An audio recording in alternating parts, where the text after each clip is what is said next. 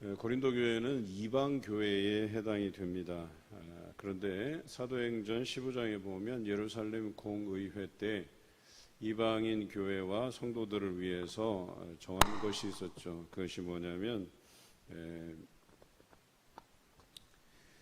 율법과 할례를 지키지 않아도 예수 그리스도를 믿음으로 그들이 구원에 이를 수 있다는 이 놀라운 선포를, 이런 결정을 하게 되죠. 그런데 다만 이방인들 신자들에게 금지할 것이 있는데 그 조항이 20절에 나옵니다. 다만 우상의 더러운 것과 음행과 목매어 죽인 것과 피를 멀리하라. 그래서 이런 조항을 편지로 띄워서 이방인 교회와 성도들에게 알릴 필요가 있다라고 본 것이죠. 그런데 오늘 고린도 교회는 이런 이방인들을 중심으로 이루어진 교회인데 여기에 음행하는 자들이 있었다라고 오늘 성경은 기록하고 있습니다. 고린도라는 지역이 원래 음행이 있던, 고린도 지역뿐만 아니라 유럽의 여러 지역 교회들, 즉 이방인들을 중심으로 하는 교회들은 헬레니즘 문화의 영향을 받았기 때문에 그 헬레니즘 문화에 보면 이 공중 목욕탕 문화, 특히 이것에서 비롯된 음행하는 문화가 있었다고 하는 것이죠. 그런데 그 음행이 교회로 들어왔다는 거예요. 그런데 그 교회에 들어온 그 음행의 부분이 이방인 중에서도 없는 것이다 라고 오늘 본문 5장 1절에 기록되어 있어요. 특히나 누군가가 그 아버지 아내를 취하였다 이렇게 표현하고 있어요. 아버지의 아내를 취하였다. 이건 말도 안 되는 일을 벌인 거죠.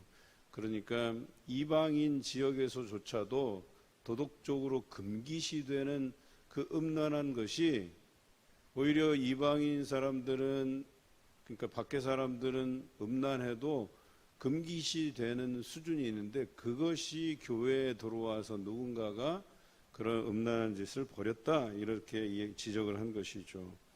그래서 교회에서 성도들이 그런 음란한 행위들을 보고도 너희 중에서 쫓아내지 아니한 것은 너희가 교만한 탓이다 이렇게 이야기하고 있어요. 이 고린도 교회의 분파도 문제고 시기와 분쟁도 문제였는데 이 음란한 것들을 그들이 받아들이고 그리고 그 음란한 짓을 벌인 사람들이 공동체에 남아있도록 한 것이 너희의 교만에서 비롯되었다. 그것을 품을 수 있다고 생각한 것이죠. 그런데 그것은 잘못 판단한 것이다. 누룩이 그 반죽에 퍼지면 온 그 반죽을 부풀게 하듯이 온 데 다 퍼지듯이 죄라고 하는 것이 그와 같은 속성을 가진다라고 한 것이죠. 우리가 코로나를 겪으면서 이 코로나 바이러스가 얼만큼 그렇게 진행 속도가 빠르고 사람들에게 전파가 급속하게 되는지를 실감했을 거예요. 그런데 영적인 바이러스의 이 죄의 문제, 특히 이 고린도 교회가 가지고 있는 음란의 문제는 굉장히 신속하게 퍼져나갔을 뿐만 아니라 그것이 공동체에 대단히 악영향을 끼치게 되었다라고 하는 것입니다. 이 부분에 대해서 그 공동체가 단호하게 대처하지 못하고 그것을 용납한 것은 잘못된 것이라고 지적하고 있는 것이죠.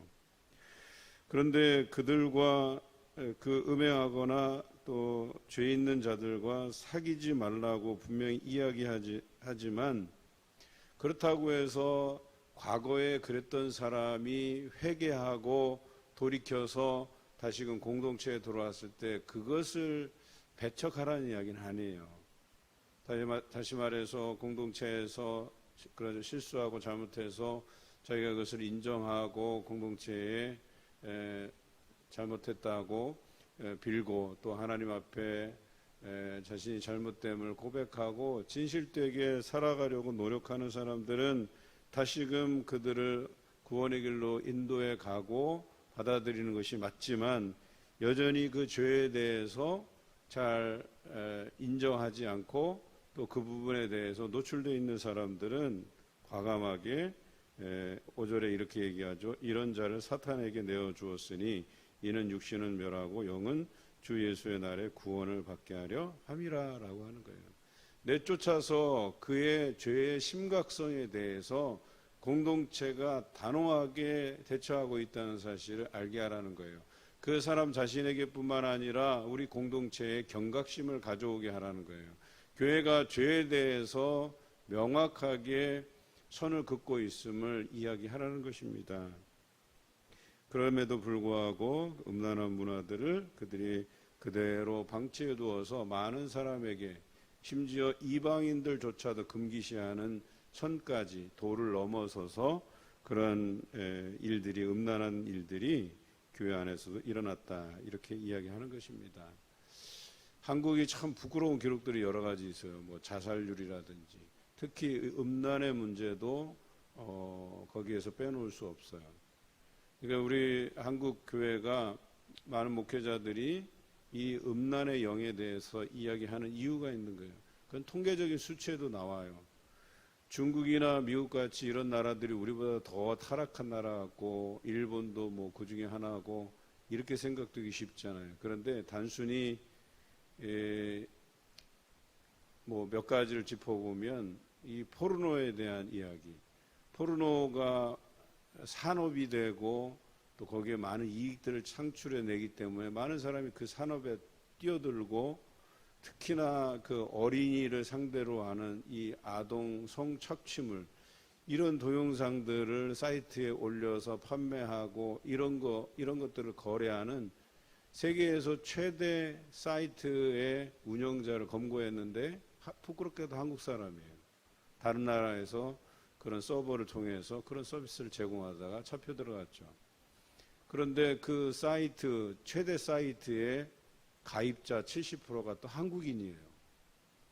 심지어 거기에다 돈을 쓰는 사람들이, 이것은 이제 통계에서 나오는 것들인데, 뭐 미국이나 중국 같은 데들이 한 40달러 선. 그러면 성문화로 이렇게 일찌감치 알려진 일본은 어느 정도냐? 한 180달러 정도. 그럼 한국은 어느 정도냐? 500달러가 넘어요. 1등에 1등, 세계 1등. 그러니까 우리나라가 안전하지 않다는 거예요. 이 음란한 문화에 대해서 우리 교회들이 안전하지 않다는 거예요. 고린도도 그 지역이 타락한 도시였음에도 불구하고 또 그 문화들이 그 교회를 물들게 했던 것처럼 한국 교회도 안전하지 않다는 거예요. 한국 교회가 이 죄에 대한 문제, 음란에 대한 문제에 단호하게 대처하고 이들과 도무지 사귀지 말라고. 물론 그런 전력이 있더라도 그들과 진실되게 회개하고 공동체로 돌아오는 것을 우리가 막을 수는 없어요. 그들을 품어줘야 되긴 하지만, 그 죄에 대해서 제대로 인식하지 않고 죄에 대한 진정한 회개와 고백도 없고, 이런 사람들에 대해서 우리가 단호하게 치리해야 될 것을 이야기하고 있다라고 하는 것이죠. 왜냐하면 온 누룩이 밀가루에 퍼져서 부풀게 하듯이 죄라는 것도 공동체를 병들게 한다라고 하는 것이에요. 그리고 성도들에게 이것이 우리가 그리스도인으로서 생활해야 되는 마지노선이 어디냐, 이것에 대한 기준이 명확하지 않다는 거예요. 그래서 교회는 죄에 대해서 미워해야 되는 거예요. 교회는 그런 음란한 문화에 대해서 배격해야 된다는 것이죠. 여러분, 제가 신대원 다닐 때 영화와 기독교라는 제목의 그 수업에서 그 영화 속에 담긴 기독교적인 메시지 뭐 이런 것들을 다룰 때 그 영상 클립에 대한 여러 가지 이제 학업이 있었어요. 그런데 우리나라 광고 중에서 성을 이용해서 판매를 촉진하는 기술이 있다는 거예요. 그래서 광고를 보더라도 그 광고에 사람들이 어떤 성적인 호기심을 불러일으키게 해서 상품을 구매하게 만드는 그런 광고들이 있어요. 저도 보니까 야, 저건 뭐 지나치게 너무 성을 상품화해서 전혀 이 제품과는 전혀 상관이 없는데 거기에 아주 미모의 연인들을 등장시키고, 왜 음료수 광고를 하는데 막 비키니 쫙쫙 이렇게 빼입고 느씬느씬한 여자들을 광고 모델로 해서 음료수 광고를 찍는지, 이런 게 다 뭐냐면 성을 상품화해서 사람들이 그 음료수에 매료가 되는 게 아니라 거기 나오는 출연자들, 광고 모델에 매료가 돼서 음료수를 사 먹게 되는 이런 성을 상품화한 광고들이 얼마나 많은지 몰라요.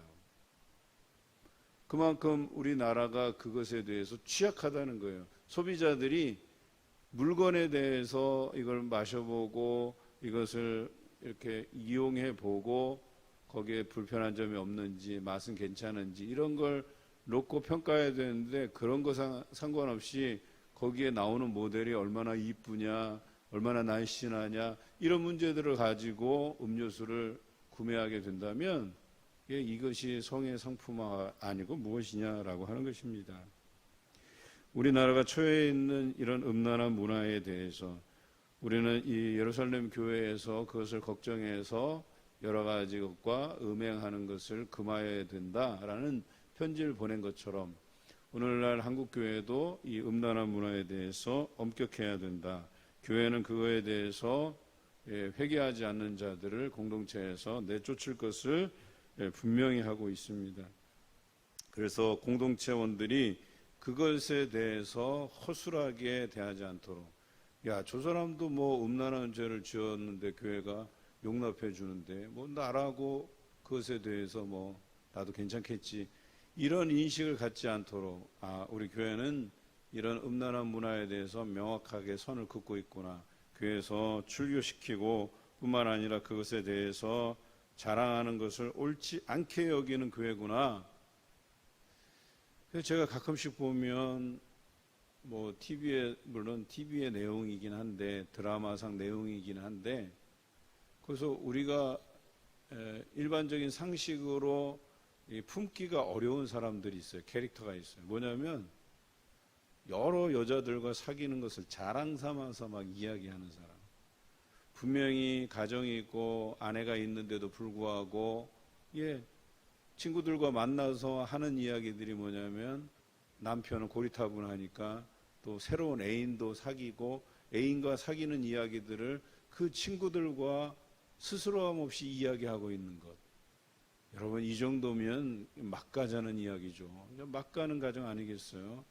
가정에서는 현숙한 아내처럼 또 지혜로운 엄마처럼 굴면서 나가서는 자기가 사귀고 있는 애인 이야기들을 자기 친구들과 스스럼 없이 하는 것.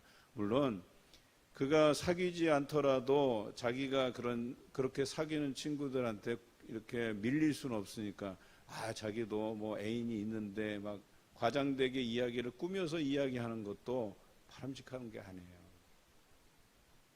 그것에 대한 욕구, 불만으로 자기들도 그런 욕구를 가지고 있다, 이렇게 이야기한 것과 무엇이 다르겠어요? 그게 음란함을 행하는 것과 그런 생각을 가지는 것은 동일한 거예요. 같은 거예요. 오늘 바울은 단호하게 말합니다. 이제 내가 너희에게 쓴 것은 만일 어떤 형제라 일컫는 자가 음행하거나 탐욕을 부리거나 우상숭배를 하거나 모욕하거나 술 취하거나 속여 빼앗거든 사귀지도 말고 그런 자와는 함께 먹지도 말라라고 기록하고 있어요.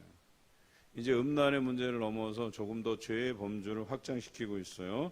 우상숭배하는 자들, 탐욕을 부리는 자들, 그 다음에 모욕하는 자들, 술 취하는 자들, 또 속여서 빼앗는 자들. 여러분, 교회에서 금전적인 거래 여러분 절대 하지 마시기 바라요. 어떤 사람이 나랑 친하다고 해서 돈 구워주고 또 그것으로 이자놀이하고 갚으라하고 또 안 갚는다 하고, 이런 일들 때문에 성도들끼리 다투고 찢어지고 또 누군가는 교회를 나가버리고, 이런 일이 비일비재하다는 거예요. 제가 전에 사역하던 교회에서는 제가 한번 소개해 드린 적이 있어요. 신방을 갔는데, 목사님 다음 주부터 교회 못 나가겠습니다. 왜요? 어느 집사가 자기가 그 집에 잠시 새 들어 살 때 보증금 500만 원을 드렸는데, 보증금이라는 것은 어때요? 나올 때 받고 나오는 거잖아요. 그렇죠? 잠시 맡겨둔 거잖아요. 그런데 그 보증금 500만 원을 수년째 달라고 하는데 주지 않습니다.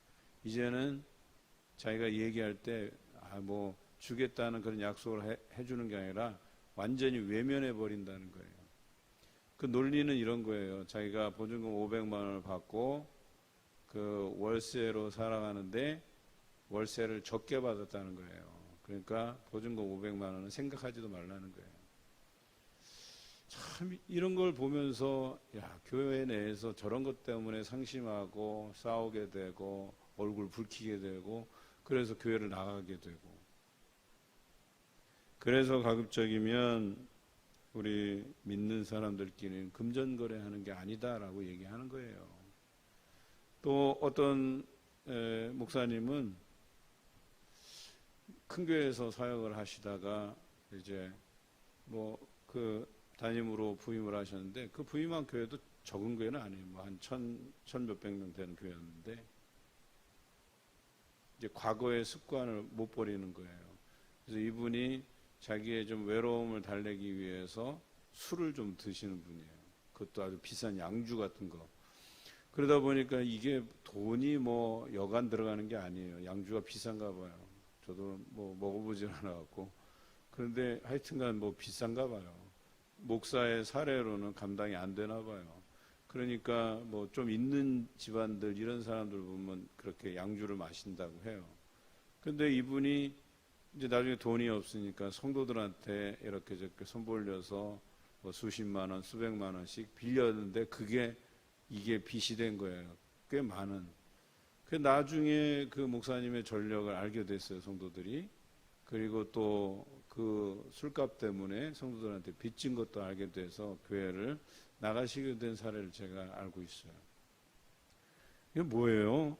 심지어는 목사까지도 물들게 하는 게 죄라는 거예요. 그러니까 이 죄에 대한 문제에 대해서만큼은 우리가 단호해야 된다 이야기하고 있는 거예요. 그리고 밖에 있는 사람들을 우리가 판단하는 것이냐 내게 무슨 상관이 있으리오마는 교회 안에 있는 사람들이야 너희가 판단하지 아니하랴.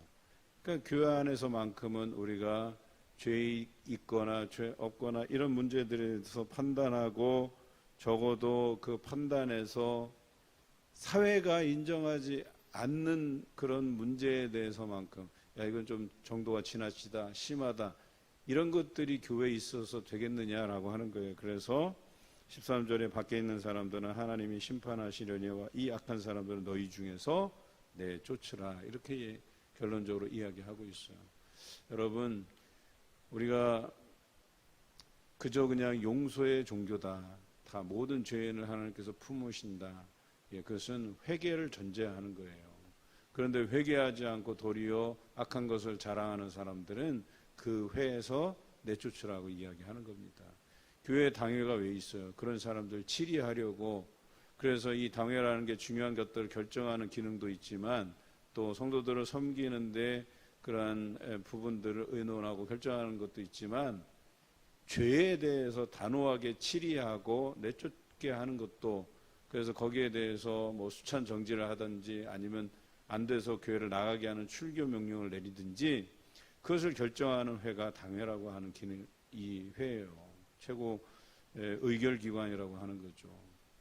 오늘 우리에게 이러한 죄에 대해서 우리가 그저 괜찮겠지 바라보는 게 아니라 오늘 죄에 대해서는 단호하게 선 긋는 삶을 살아야 돼요.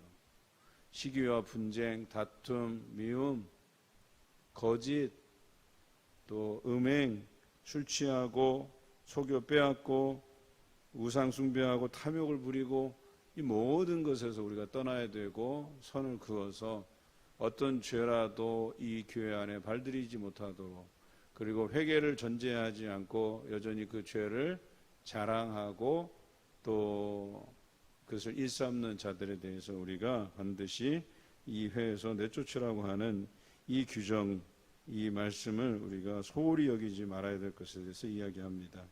오늘 이 말씀을 듣는 중에 혹이라도 내가 이런 죄의 범주 안에 있다면 지금이라도 늦지 않았으니까 회개하고 돌이키고 과감하게 내려놓고 또 그런 사람과 거리를 두고 그들과 사귀지도 말고 함께 교제 나누지도 말라 한 이 말씀에 의지하며 살아가시는 여러분 되시길 주님의 이름으로 기원합니다.